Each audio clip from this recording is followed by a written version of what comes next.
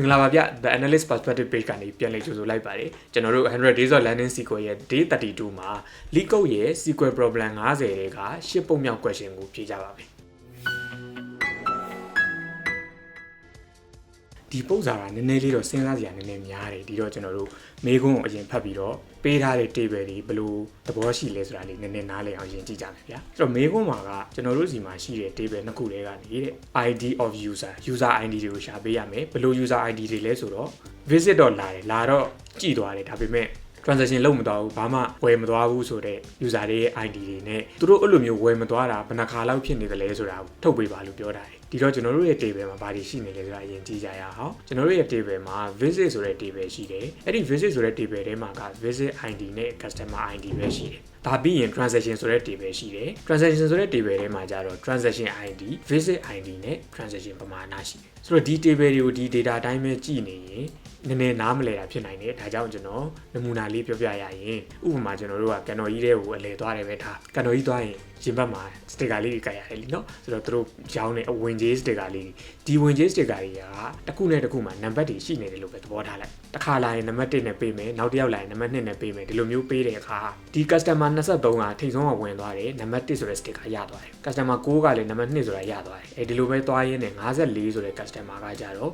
နံပါတ်5ဆိုတဲ့စတစ်ကာရသွားတယ်ပြီးတော့66ဆိုတဲ့ customer ကလည်းနံပါတ်6ဆိုတဲ့ sticker ရသွားတယ်ဟုတ်ပြီပြီးတော့ဒီမှာ54ကနှစ်ခါထပ်လာတယ်ပြောချင်တာက54ကနံပါတ်5ဆိုတဲ့ sticker နဲ့လည်းတစ်ခါဝင်ဘူးတယ်ပြီးတော့သူကပြန်ထွက်သွားတယ်ထွက်သွားပြီးတော့နောက်ရက်မှာနောက်တစ်ခါလာတယ်သူ့ကို9ဆိုပြီးကပ်ပေးလိုက်တယ်နောက်တစ်ခါထပ်လာတယ်10ဆိုပြီးကပ်ပေးလိုက်တယ်အဲ့လိုနားလည်လို့ရတယ်ဒါက visit table ရဲ့သဘောတရား transaction table ရဲ့သဘောတရားကကြတော့ဒီမှာ sticker နံပါတ်5ဆိုတဲ့လူတစ်ယောက်က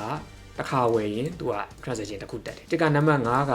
တစ်ခါဝယ်ပြန်ပြီဆိုရင်ဒါကတက်တယ်5ကတစ်ခါဝယ်ပြန်ပြီဆိုတစ်ခါတက်တယ်ဒီတော့ဒီ customer နံပါတ်54ဆိုတဲ့လူက sticker 5ရသွားတဲ့အခါမှာအဲ့ဒီ sticker 5ရသွားတာယူကတ်ပြီးတော့သူကမုံ3ကစားတယ်လို့ကျွန်တော်တို့မြင်လို့ရတယ်ပြီးတော့ visit ID 1ဆိုတဲ့ sticker နံပါတ်1ရထားတဲ့သူကလည်းမုံတစ်ခါစားတယ် sticker နံပါတ်2ရထားတဲ့လူကလည်းမုံတစ်ခါစားတယ်ဒီတော့ကျွန်တော်တို့စီမှာမုံစားတဲ့သူက sticker 5ရယ် sticker 1ရယ် sticker 2ရယ်ပြောချင်တာက3ခါပဲရှိတယ်3ယောက်ပဲရှိတယ်ဒါပေမဲ့တစ်ယောက်က3ခါစားတယ်နောက်တစ်ယောက်ကတစ်ခါနောက်တစ်ယောက်ကတစ်ခါစားတယ်ဒီလိုတွေးလို့ရတယ်ဒီတော့ကျွန်တော်တို့လိုချင်တဲ့အဖြေကဘာလဲဆိုတော့အဲ့လိုမျိုးလာသွားတဲ့သူတွေကမှ sticker တော့ရတယ်ဒါပေမဲ့မုံစားမသွားတဲ့လူလို့မှတ်လို့ရတယ် sticker ရပေမဲ့မုံစားမသွားတဲ့သူဒီတော့ sticker ရပေမဲ့ဆိုရင် sticker ဆို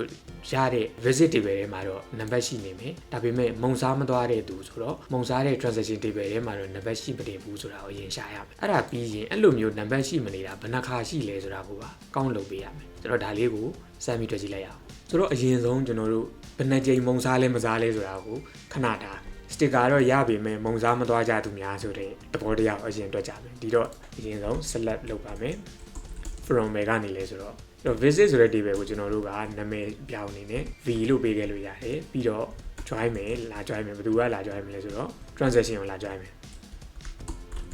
transaction ကို t လို့ပေးခဲ့ပေါ့ဗျာဒီတော့ဒီမှာရိုးရိုး join နဲ့ join လို့မရဘူးဘာလို့လဲဆိုတော့ကျွန်တော်တို့ကဒုတိယ table မှာမရှိတဲ့တန်ဖိုးကိုပဲဆွဲချင်တာဟုတ်တယ်နော် sticker တော့ရသွားတယ်မုံစားမသွားဘူးဆိုတဲ့တန်ဖိုးကိုဆွဲချင်တာဖြစ်တဲ့အတွက်ရိုးရိုး join ဆိုရင်နှစ်ခုလုံးမှာရှိတာတွေပဲထွက်လာမှာကျွန်တော်တို့ကတစ်ဖက်မှာရှိပြီးတစ်ဖက်မှာမရှိတာကိုရှားချင်နေဆိုရင် left join ပုံမှန် right join နဲ့ join လို့ရတယ်အခုတော့ကျွန်တော်တို့စီမှာ visit တော့ရှိပေမဲ့ transaction မရှိတဲ့ data များကိုလိုချင်တာဖြစ်တယ်ဆိုတော့ visit တော့ရှိပေမဲ့ transaction မရှိတဲ့ data များဆိုတော့ဘယ်ဘက်ကရှိတဲ့တန်ဖိုးကိုယူမယ်ညာဘက်မှာတန်ဖိုးမရှိတဲ့ data တွေကိုထုတ်မယ်ဆိုရင် left join နဲ့ join ရပါမယ်ဒါကြောင့်ဒီညမှာ left join ကိုသုံးပေးရပါမယ်သူက output မှာလိုချင်တဲ့ column နာမည်တွေရှိတယ်ဒီတော့ column နာမည်က customer ID ရဲ့ count number of transaction ဆိုတာရှိတယ် customer ID ကဘယ်ရထွက်မလဲဆိုတော့ကျွန်တော်တို့ဒီမှာ customer ID က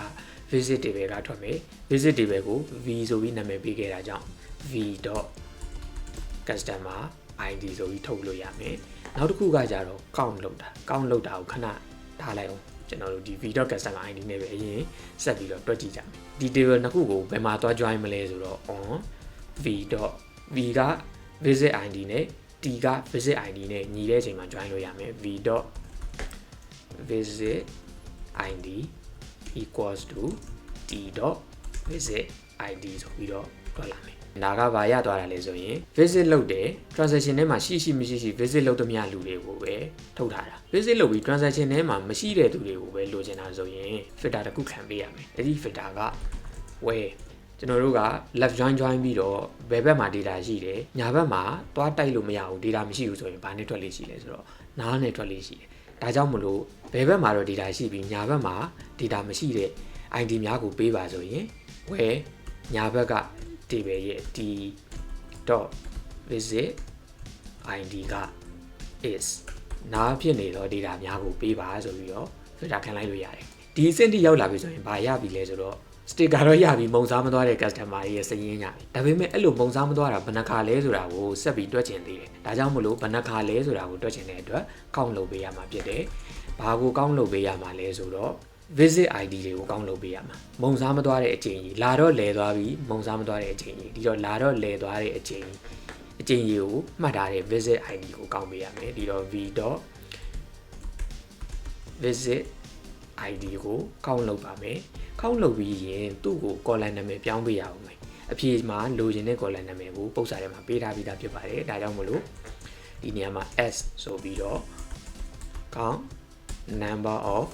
transaction ဆိုတဲ့နာမည်လေးပေးကြမယ်ကဲနောက်တစ်ဆင့်ကဘာလဲဆိုတော့ကျွန်တော်တို့ရဲ့ select statement တွေမှာ minimum maximum average sum ဒီလိုမျိုး aggregation လောက်ထားတဲ့ function တွေကိုထည့်သုံးလိုက်ပြီဆိုရင်သူနဲ့တွဲပြီးတော့ကြည့်ကျင်တဲ့ dimension column ရဲ့နာမည်ကို group by နဲ့ကိုပြန်ထည့်ပေးရပါတယ်ဒါမှဒီ customer id တစ်ခုချင်းစီအတွက်သူကလိုက်ပြီး count လုပ်ပေးမှဖြစ်တယ်ဒါကြောင့်မလို့ဒီနေရာမှာကျွန်တော်တို့ group by မှာဆက်ပြီးတော့ထည့်ရပါမယ် group by v.customer id ဆိုပြီးတော့ရေးလိုက်မယ်ဆိုရင်တော့အဖြေထွက်လာပါလိမ့်မယ်โอเคဆိုတော့ဒီအဖြေမှန်လားမှားလားစစ်ကြည့်ရအောင်မှားသွားတယ်ဆိုလည်းမကြောက်ပါနဲ့ပြင်လို့ရပါတယ်ကဲဆိုတော့အဖြေကတော့ accepted ဖြစ်သွားပါတယ်ဒါဆိုရင်ကျွန်တော်တို့ submit လုပ်လို့ရပါပြီဒီနေ့တော့လောက်ပါပဲဗျကျေးဇူးပါနောက် post မှာတွေ့တာပေါ့